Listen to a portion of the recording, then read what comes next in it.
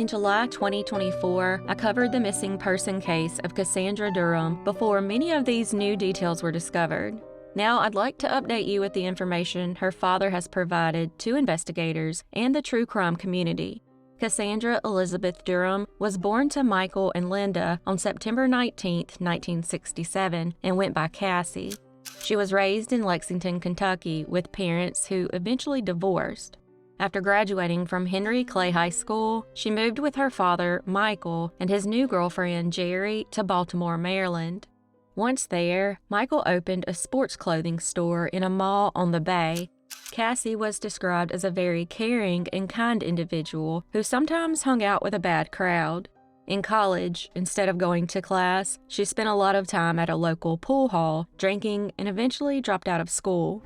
By the summer of 1987, Michael and his future wife Jerry had moved out of their apartment, and 19-year-old Cassie moved in with her boyfriend Eric. Unfortunately, Michael had only briefly met Eric and didn't know much about him. At the time, Cassie was managing 2 TCBYs in the Baltimore area and was supposed to work on the weekend of July 18th, but never showed up. On July 20th, Michael left for vacation, unaware that his daughter was missing. While gone, a staff member figured out how to track Michael down and called and asked if he knew where Cassie was, because over $10,000 was missing that she was supposed to deposit over the weekend. Michael immediately knew something was wrong and cut their vacation short. When they arrived back in Baltimore, they went directly to Cassie's apartment. When they entered, they found it had been emptied out with only some boxes and paperwork left behind. She had also left him a note that said she had paid the gas bill and left money for the upcoming phone bill. Once Cassie was gone, he began to receive letters from her. One read, "Dear Dad, please will you ever forgive me? I'm in trouble and I don't know when I'll be back. I will call and write. God knows I love you."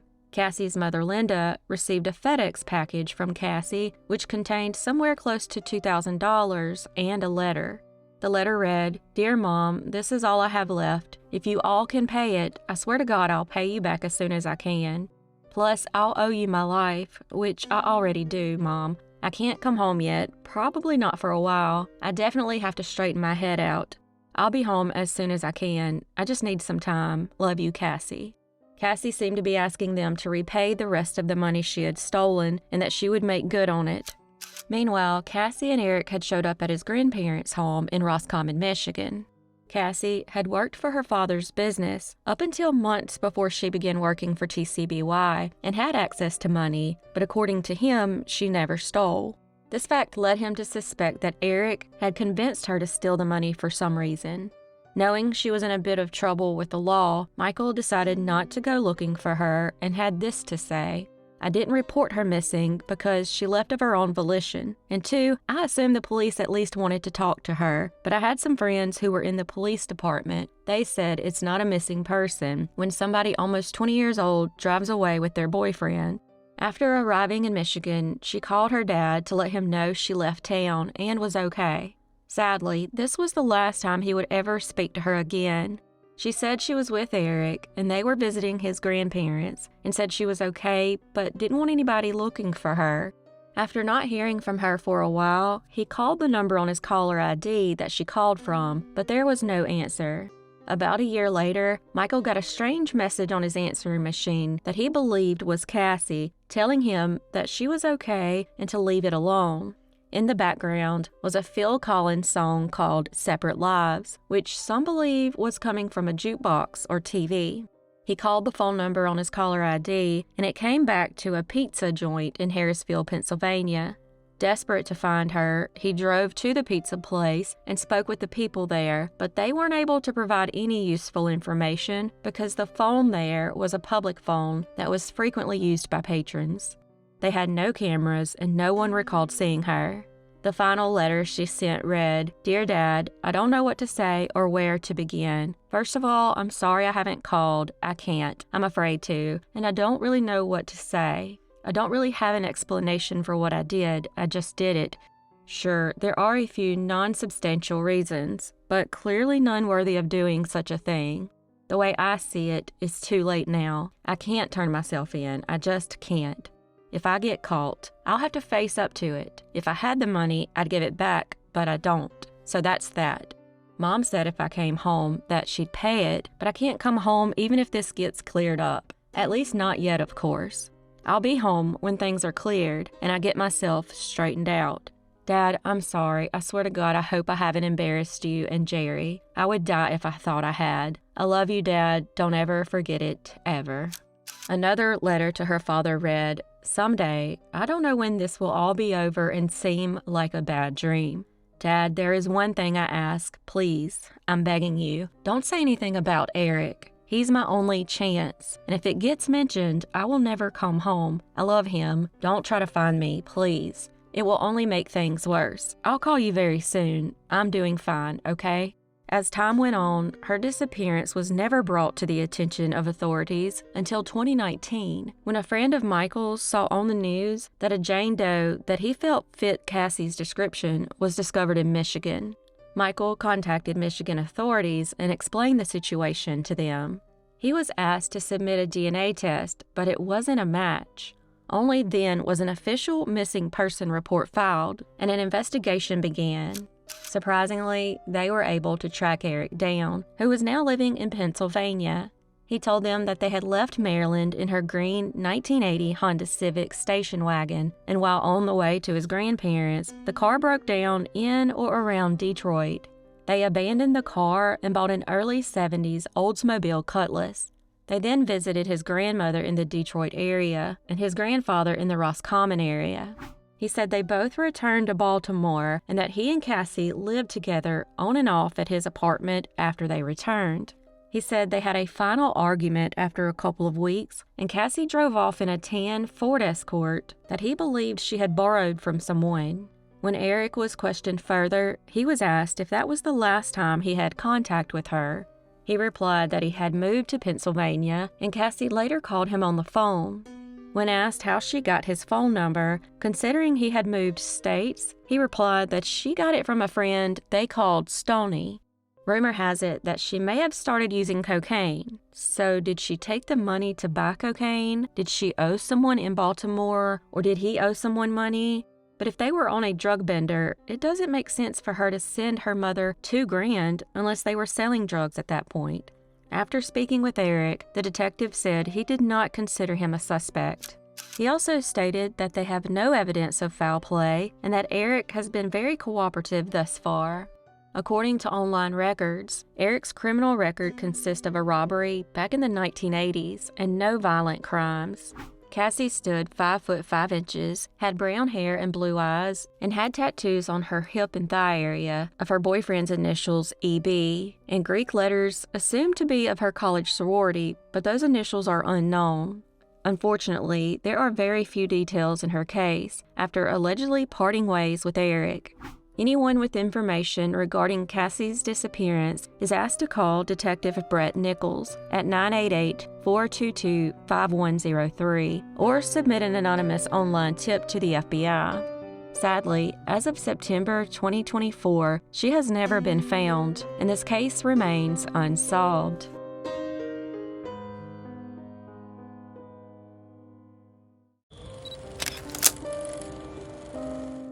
Dena Marie Sears Pinto was born in Manchester, Connecticut on July 12, 1958. In 1977, she graduated valedictorian from the Hartford Technical School. 3 years later, in 1980, she married Barry Pinto, who worked as a lobsterman during the summer months and a plasterer during the winter months. 2 years later, on December 26, 1982, they moved into a house in Plymouth, Massachusetts. A fire had gutted the second story of the home, and Barry and his friends were in the process of renovating it. They lived in the home with their 13-month-old baby boy named Derek. While Barry had a daughter from a previous marriage, she lived with her mother and stepfather in Seattle. By all accounts, they were living a very happy and fulfilling life until a horrible tragedy occurred. On February 24, 1983, Dena's brother arrived at the home to help Barry with the ongoing renovations.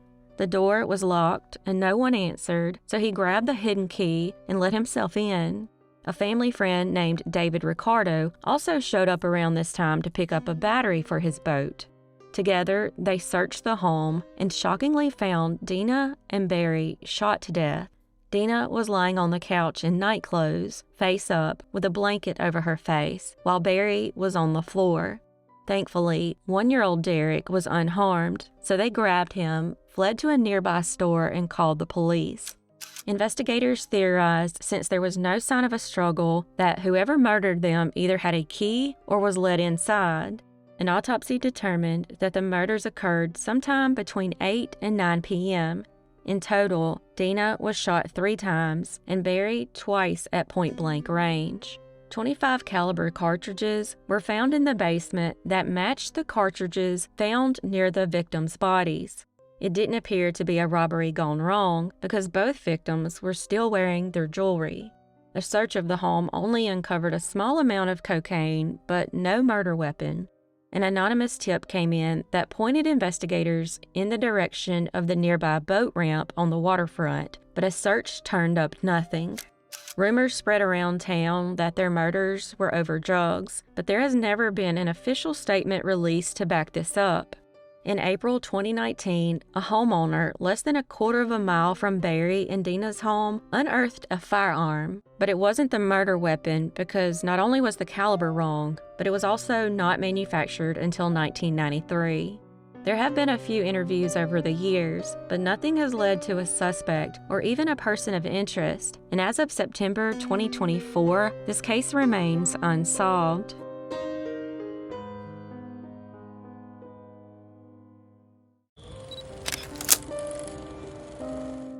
Jonathan Edward Spurling was born on November 24, 1971, and went by John.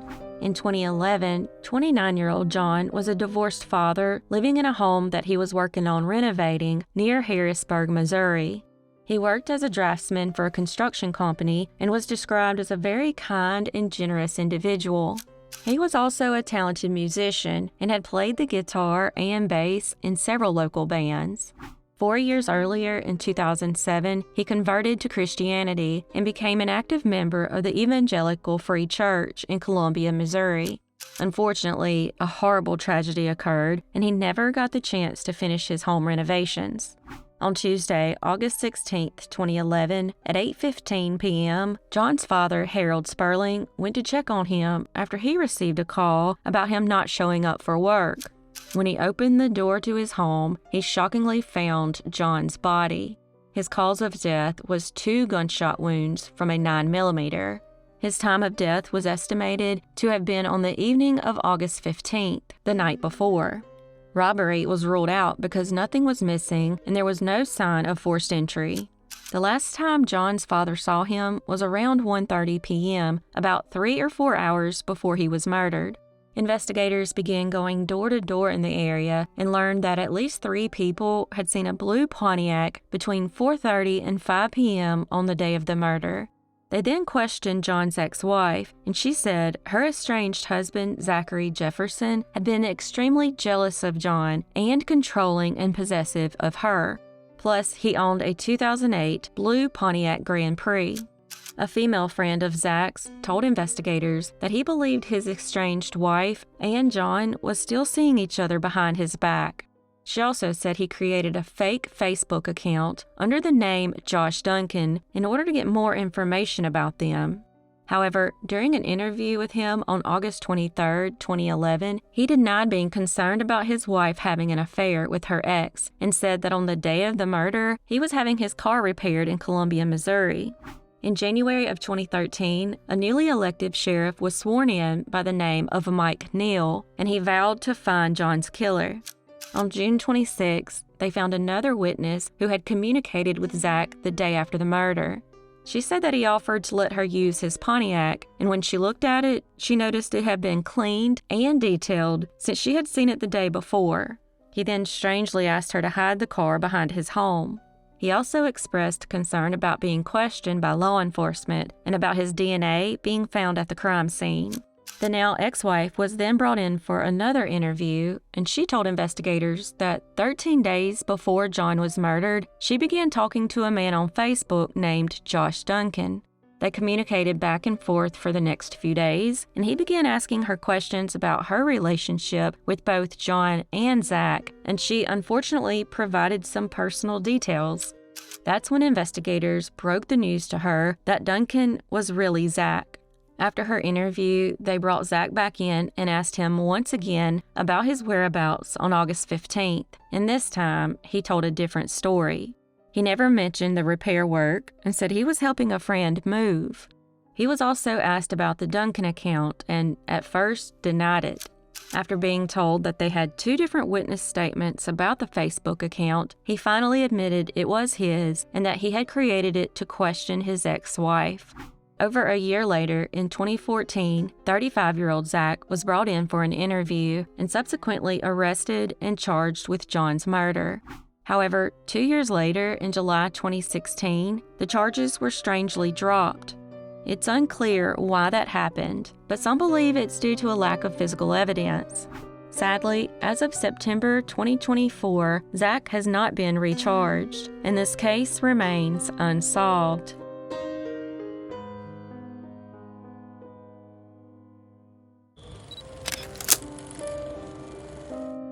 Nicole Shaylee Mallatt was born in St. Louis, Missouri on June 19, 1983. In 2019, 39-year-old Nicole was a mother of 4 living with her boyfriend of 18 years, Brad Shreve, in Butler, Missouri. Their on and off again relationship had been very tumultuous over the years, and Brad even beat her and another man up after catching them together. Their relationship was constantly plagued by domestic violence, and during one of those incidents, she called the police on him. While on the way, she changed her mind, but it was too late, and the cops showed up anyway. While at home, officers found Brad, who was a convicted felon, in possession of a gun and growing illegal weed, and arrested him. During one of their breakups, she married Richie Mallatt, but the marriage didn't last, and soon after, she rekindled with Brad. Regardless of all that, Nicole was described as a very sweet individual and a loving mother to her 4 children. At the end of summer 2019, she began sending text messages to family and friends, saying she had become scared of Brad and terrified of being at home with him. She even told her aunt in October 2019 that she was afraid he would kill her if she didn't leave. She then told a longtime friend that she had finally had enough and was making plans to leave again. With the tumultuous relationship now at a breaking point, she asked her sister-in-law, Sarah Messick, on November 24, 2019, if she could come spend a few days at her home to get away from him. Sadly, Sarah never heard from Nicole again. Apparently, around this time, she was also seeing her ex-husband Richie again. 2 days before Thanksgiving, on November 26, 2019, Richie picked her up down the road from her house and then claimed he dropped her back off in the same spot later that night. After that, just like Sarah, he never heard from her again. Her neighbor, Josh Mellenbrook, had seen her standing on the road next to her house the night she went missing. He said she was wearing a hoodie and a backpack and asked if she needed a ride, but she declined, saying she was waiting for someone to pick her up, which was most likely Richie. After her disappearance, Brad was questioned and admitted to the problems in the relationship. However, he said that on the day she went missing, he left to cool off at his father's house, 20 minutes away, and when he returned, she was gone. It didn't take long after her disappearance for things to sour between Brad and Nicole's family. During search attempts, Nicole's family accused his family of blocking access to the property. A month later, authorities discovered her phone, wallet, and backpack down a hill not far from her home, along a creek. However, there was still no sign of Nicole. Almost 1 year later, on November 3, 2020, a farmer out working in a field found a pair of sweatpants with a human femur bone inside. He searched around a bit more and discovered the rest of the remains near the creek where her belongings were found a year earlier. This was less than half a mile from her property. Since a cause of death could not be determined, some theorized she took her own life, but her family doesn't believe she would have ever left her 4 children like that. Feeling that investigators weren't moving fast enough, Nicole's mother decided to hire a private investigator with the hopes that someone in town might provide some much-needed information. At this point, there are two persons of interest, Brad and Richie, but as of September 2024, neither have been arrested, and this case remains unsolved.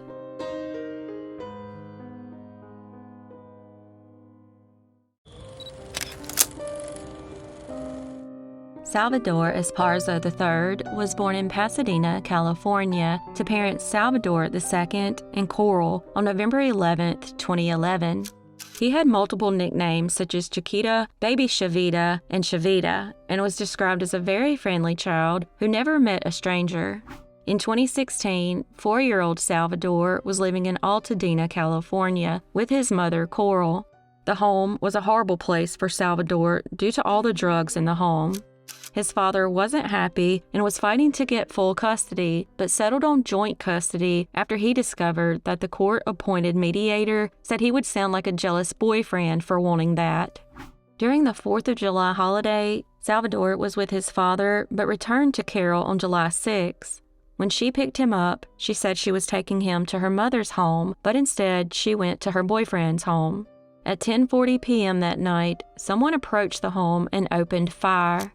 Around the same time, little Salvador got up to look for his mother. He walked out the door and onto the front porch and was sadly struck in the head by a bullet. Coral had seen the events unfold, quickly grabbed him, brought him back inside, and began performing CPR. He was rushed to the hospital, but sadly didn't survive. Coral's boyfriend had been standing on the front porch with a couple of guys, one of whom was a 27-year-old gang member who had gotten into an argument down the street with someone a couple of hours earlier. He had shown up to Coral's boyfriend's home to discuss what had happened when the shooter approached the house on foot, fired 13 shots, and then fled to a dark-colored car. The car then sped south on Olive Avenue. The intended target was wounded during the shooting and also rushed to the hospital and survived. Coral continues to plead with the community to provide information that would lead to the shooter, but as of September 2024, this case remains unsolved.